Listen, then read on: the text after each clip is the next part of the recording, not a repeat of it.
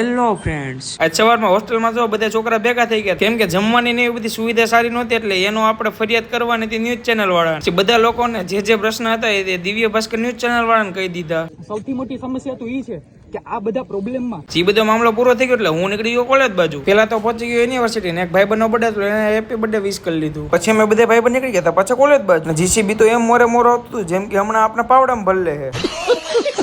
પછી ફૂલે ફૂલ લીવરે લેવર બાકાજી કી બોલે ને કાકરામાં હાલીને પહોંચી ગયા કોલેજે. ઉપર જે ક્લાસમાં બેસીને સરનો એક લેક્ચર અટેન્ડ કરી લીધો નીકળી ગયા પાછા બ્રેકમાં. અને આ ભાઈબંધ વિડીયોમાં આવતા શરમાવતો હતો. વિડીયો બનાવવાથી શરમાવશો નહીં શરમાવાનું. બર્થડે વાળા ભાઈબંધ ના બધા કેવા મીંડા કે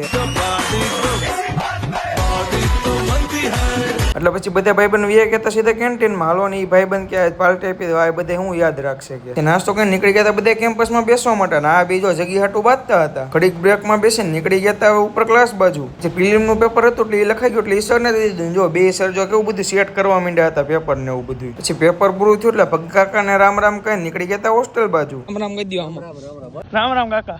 પછી ઓફરોડિંગ નેશનલ હાઈવે 256 થી ચાલીને ખડી ચડાઈ કરીને પહોંચી ગયો યુનિવર્સિટી. બસ મળી ગઈ તમને બર્થડે ભાઈ બાપભાઈ.